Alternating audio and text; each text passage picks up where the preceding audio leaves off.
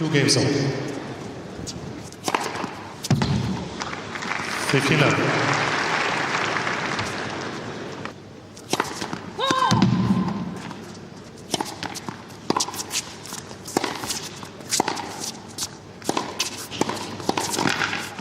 Hi, my name is Steve Corrie, and for the last 17 years I've been fortunate to be a physical education teacher in schools right across Australia. In this program we're going to have a look at how we can utilise the subject of physical education to create thinking players.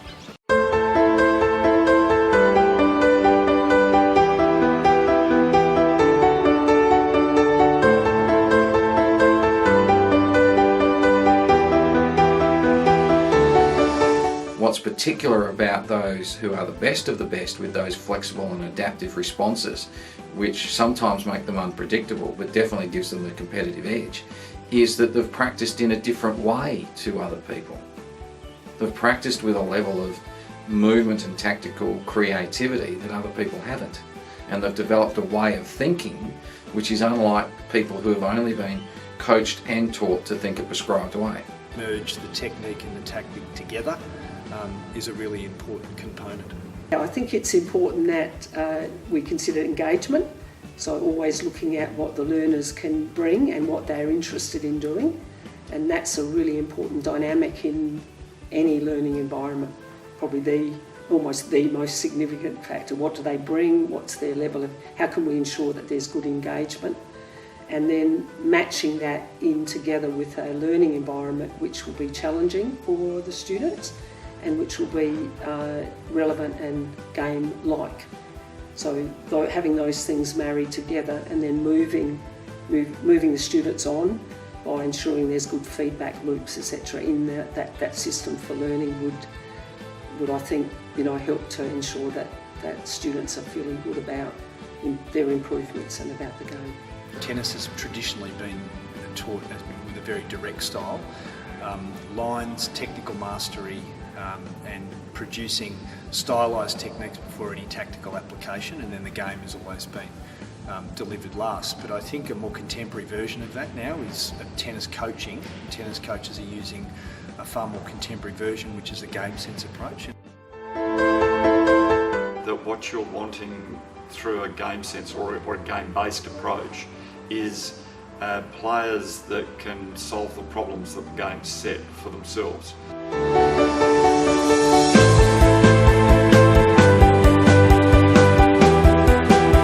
find that I use very much a tactical approach rather than a technical approach. You've got to come to it with a different headset, so you're not necessarily the fount of all knowledge, and so I've been stunned on occasions by what kids already know. I talk to lots of athletes, and the training sessions they enjoy the most are when they play a game.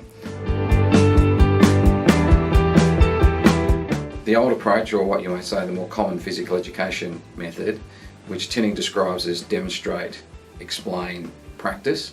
So the teacher or the coach will demonstrate a movement, explain the movement cues, explain how the practice is going to occur, and then students go out and practice. It's based on an assumption of replication. The closer the athletes or the students can replicate the movement that's being demonstrated, the more successful they are. So you can go to a textbook, you can get the cues, you can get an idealised movement performance that, regardless of your individual biology, physiology, stage of development, you've got to be able to execute a movement that looks exactly like that. Regardless of the conditions of the game, regardless of the defensive pressure of the opponents, the amount of opponents around you, it's got to look like that or you're not successful. So therefore you get rigidity of techniques, and you get a narrative of, well, it's got to look like that or you're not successful. Whereas the reality of the game is that techniques need to be flexible and adaptive and responsive to the moment. So I want to take you on a journey here where first of all we have a look at a traditional approach to the teaching of physical education. An approach where very much people have looked at developing skills in players and students. And then let's explore game-based pedagogies. Let's have a look at things like teaching games for understanding. Let's have a look at play practice. And let's also look at game sense, and see what the possibilities might be within those approaches, and can they be utilised by physical educators to further develop thinking capacities in their students. Your traditional approaches, from my perspective, are this view of, to an extent, a skills and drills approach.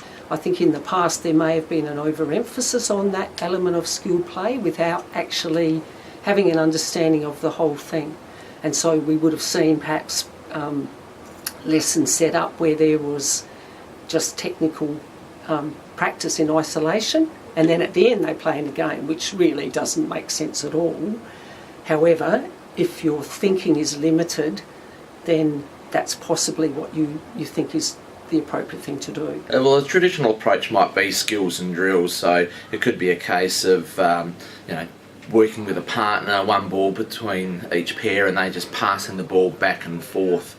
I find that traditionally that hasn't worked because those players who are already skillful at that particular sport, they're not able to improve much in that time. The students who are not particularly skilled at that sport, you just can't teach them in the limited PE opportunity that you've got. While not all traditional teaching in physical education can be regarded as poor practice, it may be argued that not providing students with authentic opportunities to develop their tactical understanding has limited the impact of the learning in the past.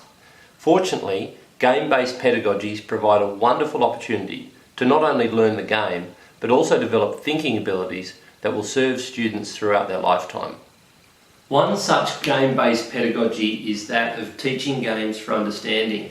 Now, this was a pedagogy developed by Bunker and Thorpe back in the 1980s. It was because they recognised that skill development limited people to some extent in transitioning those skills into gameplay. Rod Thorpe came out to Australia in the early 1990s to mid-1990s, worked with the Australian Sports Commission on a game-based model of coaching that could also be applied in a phys ed setting, more or less based on the ideas that coalesced in the Teaching Games for Understanding model that Bunker, Thorpe and Armand had published about 10 years before that. And that was in response to the Sports Commission saying that the way to get kids engaged, sustain that engagement and maintain that engagement for the long term in sport was to make it more about playing the game than learning to do specific movements or stylised movements, which we might call technique. So shifting the pedagogical conversation from technique first to game first. Play practice is it's actually a complex approach, a way of looking at what activities are about. It's also looking at how you can structure learning. It's also looking at the way in which the teacher can operate to facilitate learning. So it kind of brings all of those elements together. So by providing a model to understand what activities are about, to be able to analyse activities, and that is a broad scope. It's not just team games or individual sports. It can be applied across to things like surfing or archery. A whole range of different activities can be looked at and analysed. So by helping people to understand the complexities of games and the particular elements within them by using a model to make sense of the games, it means they're better able to understand and analyse the activity they're teaching. In addition to that, it allows them to have a look at what learners bring. All right, so having a good framework, when they look at what the learner brings, they can actually make better sense of that, and so then marry together where they want to go with learners. So it's got that kind of mix in it, and as I said, in addition, it's got a process that people can apply when they're going to be facilitating learning. So they're going to make sense of the activity, they're going to look at where their learners are at, and they're going to design or shape the learning environment that will help the learners to move forward. Lots of people will say they're playing games, and so they're doing a game sense approach. But games have been part of physical education teachers and sports coaches' pedagogical toolkit for forever. So playing games of itself is not a game sense approach. Doing a scratch match at the start of training and the end of training is not a game sense approach. The idea of a game sense approach is that the game or the game form, the modified version of the game you're playing, has an educational intent. You know why you're playing this game. You as the coach or the teacher want them to learn something from this game, or you're using the game deliberately to set the intention of the lesson or the coaching session that you're doing. So it's got a tactical or technical focus, and the opening game sets that sharply to the player's attention, and then you can start to explore it as you move through the training session. Having taught for 10 years in a middle school, whenever you introduce a new unit into to the students, what's the first thing they say?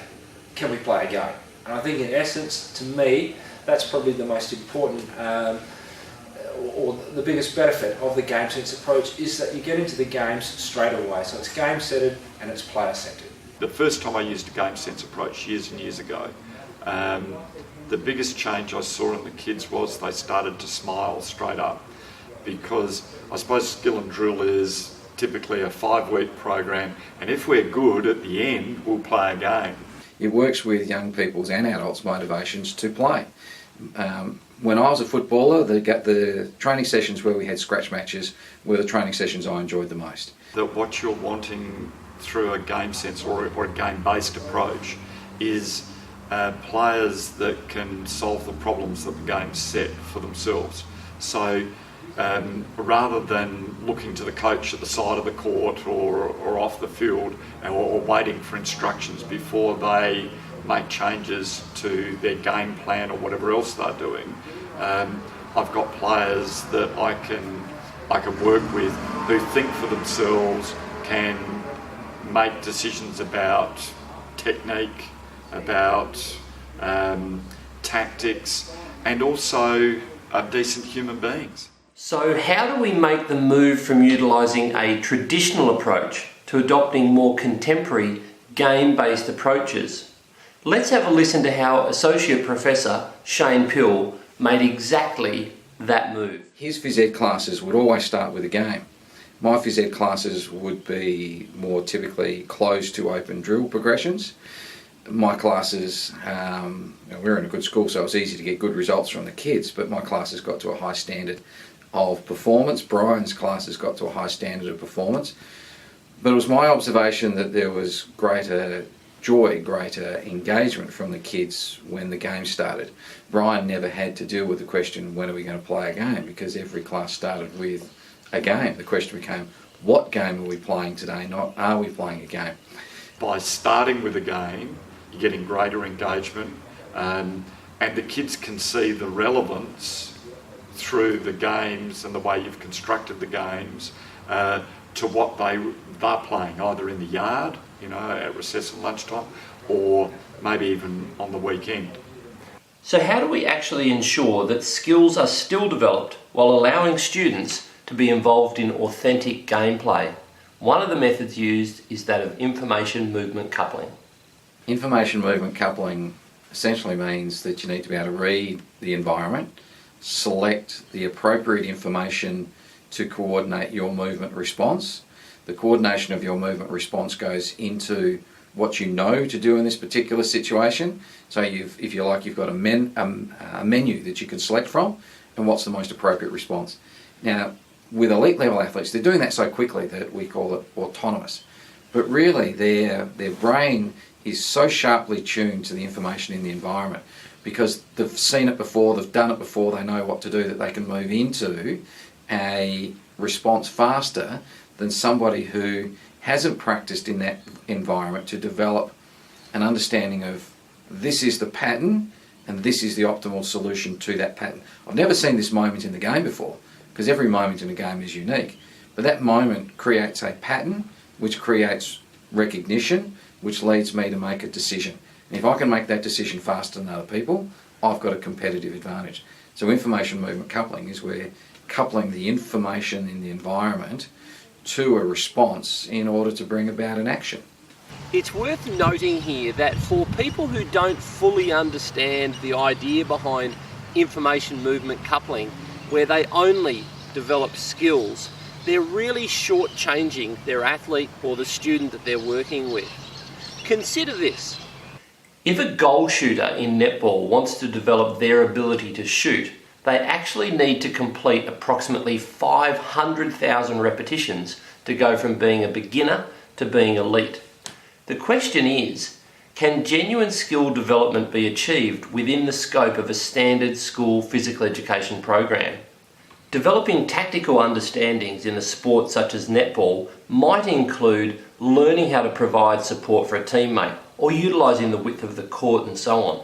Fortunately, these aspects of the game can be learned very quickly, and when teamed with developing technique, a more complete learning experience is achieved because the teacher has provided an opportunity for learning to take place in a context that more fully represents the game itself. Context matters. Right, if you want someone to play better within a game, they need to be immersed in a game, all right, and as early as possible, and whether that be a simplified version of the game or something that's closer to the actual context, then the better they're going to be able to learn it. One of the most difficult groups to work with for any teacher in any subject is that of reluctant learners, and fortunately, game-based pedagogies are intrinsically motivating and engaging. So if you like, that affective domain is more strongly engaged through a game sense approach, because as I mentioned earlier, it shifts the question from are we going to play a game to what game are we playing today. Making sure that we're doing things that are going to engage kids, get them involved and hooked in, and certainly the use of games in that is really a key foundation. The game categories you're teaching, the sports you're teaching, I think you've got to know them better. You've got to know them in a deeper way. So if you like, your content knowledge isn't just skill and drill, which you can wrap your head around in most sports, but it's also the tactical awareness. It's also how kids get on with each other when they're working together. So you're going to have to bring a lot more game knowledge and a lot more of the interpersonal skill knowledge so that kids can operate at that level. And I think you've got to be a bit more flexible. So you've got to be able to differentiate more in your class than skill and drill is a one-size-fits-all model. And you start at one point where you say, well, I reckon most of the class will be here, and off we go and we progress. Whereas I think it's more, game sense is more an ecological model, and it's more interactive between the teacher and the students. The amount of secondary teachers, so these are our phys ed specialists who say to me, I don't teach tennis. It's too hard to teach, because they're coming at it through a technique lens, and of course when they bump into a lot of coaches, tennis coaches, they are technical coaches. They've been drilled in that technical approach in their coaching courses going way back. So you get, with that approach, you also get very black and white answers. You get very right and wrong answers. You rarely get an answer of, well, it depends on what the situation is, whether it's a technical problem or a tactical problem. The shape of the learning environment that you set up will predict or will enable players to maybe think a little bit more about what's actually happening in that context, and they'll have to then use that decision making as they read the play and they react to it to be able to problem solve, to solve the problems that are set in that environment. Through the game sense approach, I think there's more provision to be able to experiment with more implicit learning, where the coach may set up an activity and it might be quite open, and it's allowing the students to experiment with their movements and allow the activity or the environment to do a little bit of teaching, and thus that would be considered more implicit. Certainly doesn't diminish our ability to use explicit, but I think they would sit on a continuum, and the coach would obviously implement implicit to explicit learning depending on the students and the objectives of the activity. It's about designing the learning environment to facilitate learning. So it means it involves manipulating and designing, setting up the size of the field and the equipment that's used or the conditions that are run to best match and to challenge the learners that are involved. So within a class, you might have a couple of different shaped games that are running to suit the level of the learner that's in the game. So you can differentiate simply by having just a slightly changed shape in one game from the other. Or learners might even change the shape of their own game as they're playing in order to continue to challenge them. So the teacher is able to structure that, keeping in mind the sort of outcomes that are likely to be emerging. So if they're wanting students to read the play or to be able to make good decisions in the game, they could shape the game in a way that would focus and allow players to be able to develop those things. The ball is allowed to bounce twice or 3 times to permit more time for the player that's receiving the ball. Another modification might be making the target areas larger or smaller. Might be lowering the net, or it might be eliminating the net completely. Equally, it might be eliminating the rackets, so players, instead of drop and hitting, are underarm throwing and catching. There could be other modifications. Instead of catching with your hands, that you're using a bucket, using their hat. I think that you're only limited by your imagination to the modifications that you can make, but still maintaining the central feature of the activity being projection and reception. One of the greatest modification tools that you can use is the Change It model, which gives you different clues and ideas about how you might change up a training session or a lesson. Certainly, many years ago when I was being taught, that's what it was, isolated skill practice within just the physical domain. But we recognise that obviously tennis is not a closed skill. It requires development in the cognitive domain, so decision making, but also equally in the affective fun and enjoyment. So I guess with parents watching now, our education to them is that yes, the technique and the physical repetition of skills is important, but it needs to be connected to some sort of tactical outcome. And thus we can have a player drop and hitting, and instead of the ball going to nowhere, just to the back of the fence, there can be a player either in receiving that or catching it, or even hitting it back, and that replicates the game a little bit, and it certainly feeds that development in the cognitive domain. So a lot of our education to parents is talking to them about tennis is not just about the physical skills, it's also about the decision making, which equates to the tactical application. And we've found that quite a successful way of explaining that. And as you know, within the game sense approach, being able to merge the technique and the tactic together is a really important component. Utilising game modifications allows the central concepts of the sport to be maintained while providing entry points for all students. In the sport of tennis, this means modifying tasks around the theme of rallying, where projection and reception of the ball can be achieved in a myriad of fun and interesting ways, all of which assisting in the development of critical principles of play relevant to the game itself.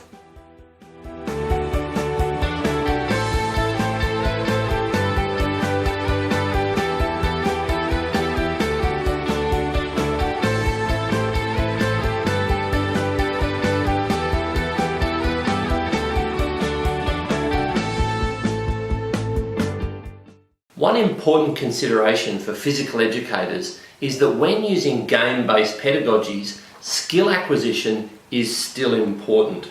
If we want students that we're coaching to improve their performance within a game, we still need to focus on improving technique. And one approach to doing that within a game-based pedagogy is to utilise biomechanical markers. If we have some key biomechanical markers, so maybe an image of just some basic movements to make the shot more successful, and one of the examples was to get the body to the side and to catch. So that would be a very common aspect when we're all hitting forehands and backhands, is to get space. The playing area can be quite messy, and it can be perceived as messy, that there's lots of students being active, and I think traditionally as coaches we've been taught to control the environment all the time. So my piece of advice would be to practitioners is to allow that messiness to occur, and I think that we refer to it as the swamp of practice, or even the notion of this organised chaos, but it certainly leads to feeding the development of the physical and the cognitive domains. The concept of the game-based approach has been important because it's allowed people to ensure that what they're doing is related to the context of the game that they're teaching. All right, so it forces them to think about the full context of the game and all elements of skilled play that are involved with that. And it allows them to, I guess, bring that context together so that technique, tactics, communication, whatever the elements are that are important in that particular game can be represented within the learning context. So I think it's significant to use that, for that term to come in, because it actually draws attention to the key context of whatever game is being taught. The principles of play, I suppose, are the things that each of the 4 content areas of the games, like net and wall games, invasion games, striking and fielding games, and target games, they are the things that remain consistent. Doesn't matter what game you're playing. Those principles of play will be the same in each of those 4 categories in each of the sports. And I suppose the advantage there are a number of advantages. First of all, you start to deal with the sport more holistically. So you're actually starting, I think, from where the learner is, right? Which is, how do I play this game? What have I got to do? What problems do I have to solve? Whether they be technical or tactical, it doesn't matter. And then when you get teaching this stuff, I think the exciting stuff that I'm starting to see with some teachers now in schools is that they're actually teaching for transfer of the understanding of these principles of play, maybe over a 10-week period. When considering the sport of tennis, this includes a focus away from just developing forehands, backhands and so on, and instead developing principles of play that include placement, consistency, attack, defence, and the use of spin and or power. The development of principles can then be applied in other net and wall games that have similar tactical characteristics. Peter Daicos was a bit like Eddie Betts today. He could kick these miraculous goals left and right foot, and he was asked, where did this talent come from? Was it natural? How did it develop? And he said, well, my dad was a soccer player. He knew nothing about Australian football. He was a goalkeeper, so he'd set some goals up in the backyard. I'd have a football because I wanted to play football, and he'd be saying to me, get the ball past me. So I was experimenting with different drops on the ball, making the ball bounce in different ways, making the ball curve in different ways. So there was a lot of backyard practice that went into being able to do that in a game. Physical education is a wonderful subject, and it provides so many opportunities for both teachers and for students. The real chance now is for practitioners to reflect upon their current practice and consider, would utilising game-based pedagogies, would utilising teaching games for understanding, would possibly using play practice or game sense add value to their current and existing programs, and not only help engagement, but also build capacities in their students in terms of their thinking skills.